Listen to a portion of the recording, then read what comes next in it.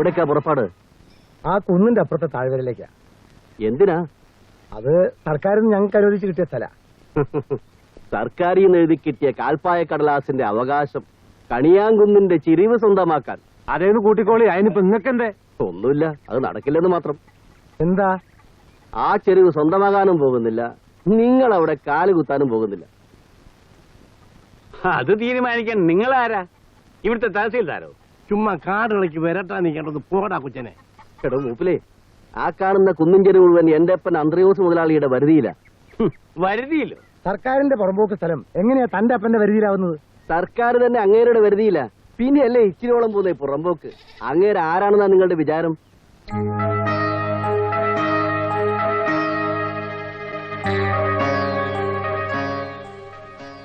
അപ്പനോട് ഇടിഞ്ഞ് ആരും ഇവിടെ പൊറുത്തിട്ടില്ല, പൊറുക്കുകയുമില്ല.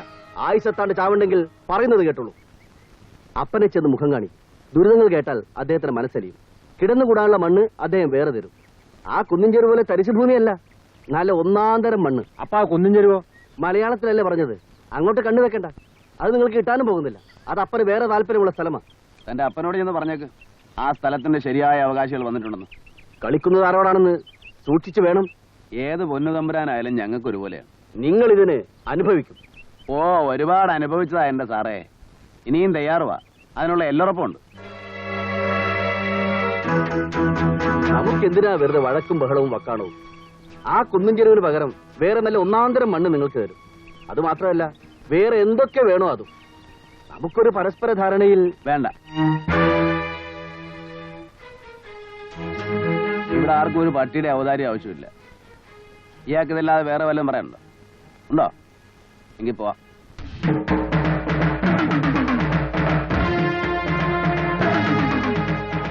നോവിക്കാൻ നോക്കുന്നത് മൂർഖൻ പാമ്പിനെയാണ്. ചെവിയിൽ നുള്ളിക്കോ. ഓ, നുള്ളിക്കോളാവേ.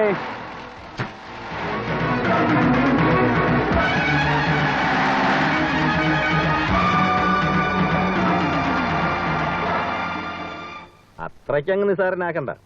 ഈ അന്ത്രയോസ് എന്ന പേരങ്ങനെ ഒരുമാതിരി ആളുകൾക്കൊന്നും വിടാറില്ല. വെറുതെ ഇടയാൻ ചെന്ന് അടി വാങ്ങണം. വേണ്ട, ഇന്നയാളുടെ കാല് നക്ക്. ആയുസ് മുഴുവൻ എത്തിരി നിന്ന് അടിമയായിട്ട് കഴിയാം.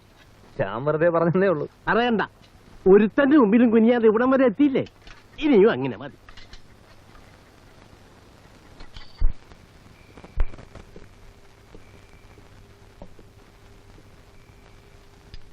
അത് ശരി. അപ്പോ അനുസരിക്കാനല്ല അവരുടെ ഭാവം. തുടക്കത്തിലേ ഒന്ന് പൊട്ടിച്ചു വിട്ടാലേ ഇവമാരൊക്കെ അടങ്ങൂടാടി. ഒരു 2-3 കൈയും കാലും ഒടിയുമ്പോ ഇവമാരൊക്കെ താനെ ഒതുങ്ങും. നിൽക്ക് നിൽക്ക്, തിടുക്കം പാടില്ല സാമൂൽ കുഞ്ഞ്. ഒടിക്കാൻ വരട്ടെ, മറ്റു വാതിലുകളെല്ലാം അടയുമ്പോ പോരെ അത്. സാമധാന ഭേദദണ്ഡം, അതാണ് അതിന്റെ ശാസ്ത്രം. ലോനപ്പേട്ടൻ പറയണത് അന്ത്രോസ് മുതലാളിക്ക് മനസ്സിലാകുന്നുണ്ടോ ആവോ?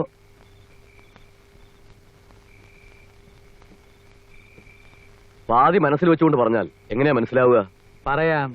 ഇവറ്റകളെ കുറിച്ച് മുതലാളിക്ക് വല്ലതും അറിയൂ? ആദ്യം ഒന്ന് തലോടുക, വെറുതെ തലോടുക, മെല്ലെ. വഴങ്ങൂല്ല, കട്ടായം വേണ്ട. പിന്നെ ഒന്ന് തിരുമ്മുക, പതുങ്ങനെ ഒന്ന് വളയ്ക്കുക. ചിലപ്പോ വളഞ്ഞാലോ അവിടം കൊണ്ടും രക്ഷയില്ലെങ്കിൽ അടുത്ത മുറയാകാവൂ. താൻ ഈ കഥാപ്രസംഗം ഒന്ന് നിർത്തി കാര്യം എന്താണെന്ന് വെച്ചാ പറ.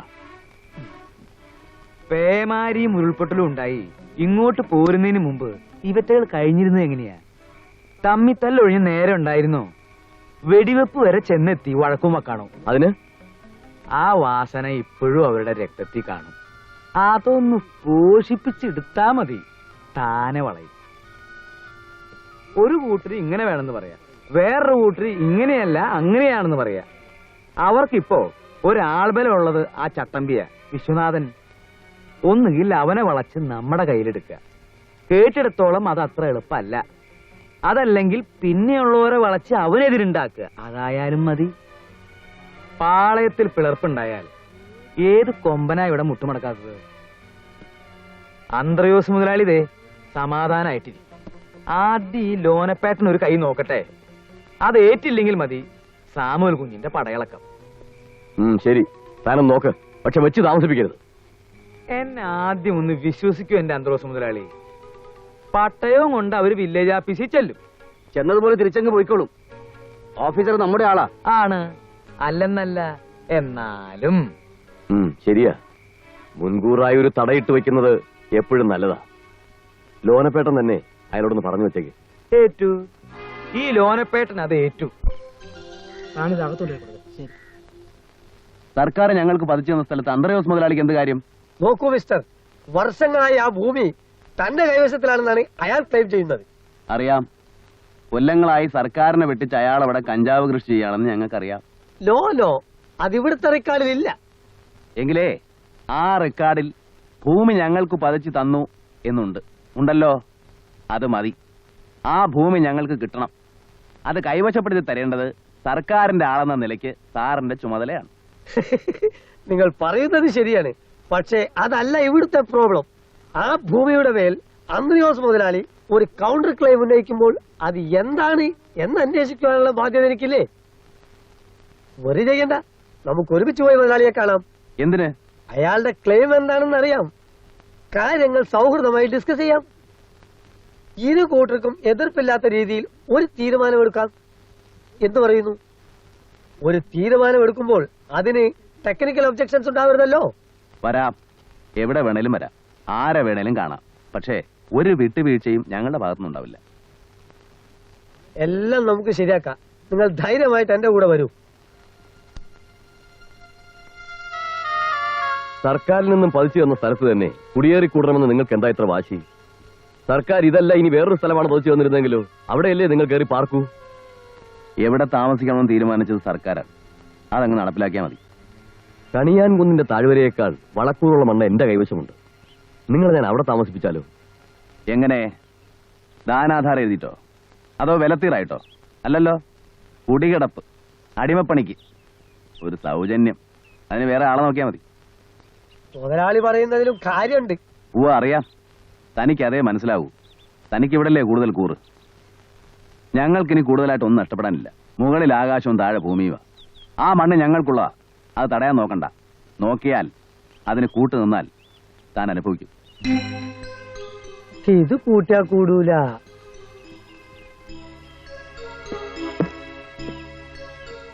ഒന്ന് കാണാതെ ഈ ഞാൻ വേറൊന്നും പറയില്ല.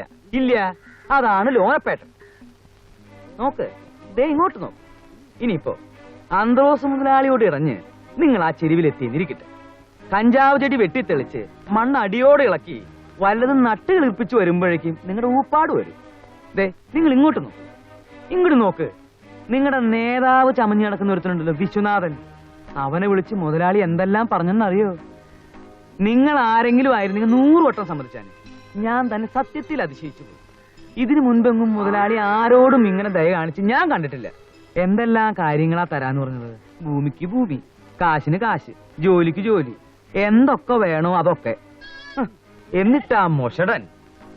എന്റെ ബലമായ സംശയം നിങ്ങൾ രക്ഷപ്പെടുന്നത് അവന് ഇഷ്ടമല്ലെന്നാണ്. അല്ലേലും പണ്ടേ അവന്റെ മനസ്സിലിരിപ്പതാ അല്ലേ? എങ്ങനെയെങ്കിലും ഞങ്ങളെ കുരുതി കൊടുക്കണമെന്ന് അവന്റെ ആഗ്രഹം. മുതലാളിയോട് തഞ്ചത്തിന് നിന്നാ നിങ്ങൾക്കാ അതിന്റെ ഗുണം. ഞാൻ അദ്ദേഹത്തോട് പറയും പോലെ ചെയ്യാൻ നിങ്ങൾക്ക് സമ്മതമാണെന്ന്.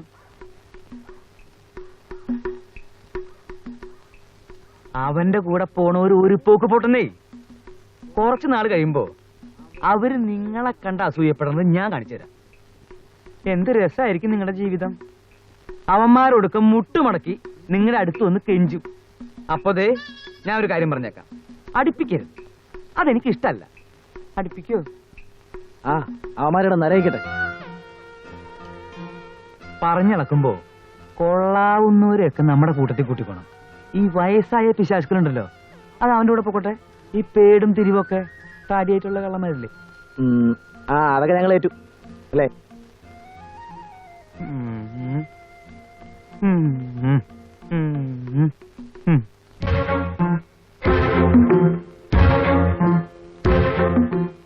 സർക്കാരും ആന്ത്രയോസ് മുതലാളിയും തമ്മിൽ നമുക്കെന്താടാ വ്യത്യാസം? നമുക്ക് സ്വന്തമായിട്ട് കുറച്ച് മണ്ണ് വേണം. അതിപ്പോ ആരുടെ ആയാലും എന്താ? ഇനി മുതലാളിയോട് പിണങ്ങി പിടിച്ചു നിൽക്കാന്ന് വിചാരിച്ചാൽ നമുക്ക് എവിടുന്നാ ശേഷി? അടിയും ഇടിയും കൊണ്ട് തളർന്നു, അനുഭവിച്ച് മടുത്തു. ഇനിയുള്ള നാളെങ്കിലും നമുക്ക് സ്വയമായിട്ടൊന്ന് ജീവിക്കണ്ടേ? നമുക്കൊരു ജീവിതം വേണ്ടേ? ഞങ്ങൾ മാത്രമായ പോരാ. നീ കൂടെ ഉണ്ടെങ്കിൽ അതൊരു ബലമാണ്. ഇന്നു മുതൽ ഞങ്ങൾ നിന്നെ അനുസരിക്കാം. നീയാ നേതാവ്.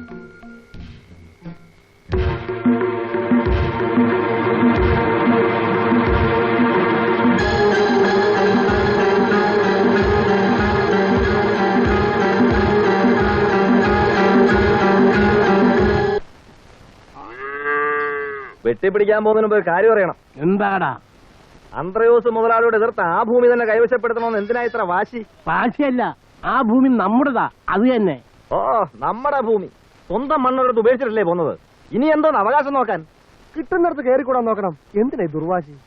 എടാ കറിയാ, അച്ഛൻ അതിന്റെ വിഷമം മനസ്സിലാവൂല. അവിടെ കാലുകുത്തി അരിഞ്ഞു വീഴ്ത്താൻ തയ്യാറായി നിൽക്കുക മുതലാളിയും കൂട്ടരും. ആയസത്താണ്ട് മരിക്കാൻ ഞങ്ങൾക്ക് വയ്യ. മിണ്ടായിരടാ കുരുത്തം കെട്ടവനെ.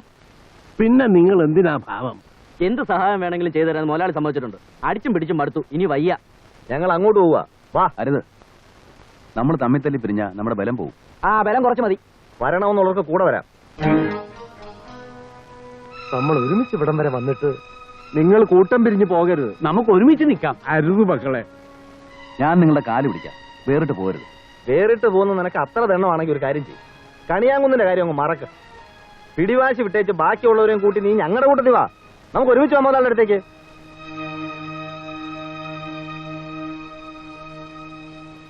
എന്താ അച്ചോട്ടൻ പറഞ്ഞ കാര്യമല്ലേ? ശിവ, വിശ്വട്ടൻ കരുതുന്നത് മാത്രമാണ് ശരിയെന്ന് എന്തിനാ എത്ര കടുംപിടുത്തം? തമ്മിൽ തല്ലിച്ചാകാൻ ഇവിടെ ആർക്കും കൊതിയില്ല. നീ ആരോടാ സംസാരിക്കുന്ന അറിയാവോ?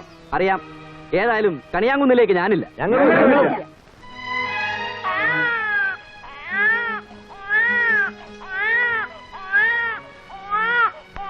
നിങ്ങൾ അങ്ങോട്ട് പോകരുത്. അന്ത്രയോസ് മുതലാളിയെ വിശ്വസിക്കാൻ കൊള്ളില്ല. ഞങ്ങൾക്ക് അയാളെ വിശ്വാസമാണ്. പിന്നെ വേർപെട്ടു പോകാൻ തീരുമാനിച്ച സ്ഥിതിക്ക് ഒരു കാര്യം കൂടി. തിരിച്ചു വരാൻ വേണ്ടിയല്ല ഈ പോക്ക്. കുഞ്ഞുമോളെ ഇവിടെ ഉപേക്ഷിച്ചിട്ട് പോകാൻ എനിക്ക് മനസ്സില്ല. ഇവക്ക് എന്നോടൊപ്പം കഴിയാനാണ് ആഗ്രഹമെങ്കിൽ ഇവൾ എന്റെ കൂടെ വരണം. തീരുമാനമെടുക്കേണ്ട വിശ്വട്ടനായാലും ഇവളായാലും ശരി, അതെനിക്കിപ്പോ അറിയണം.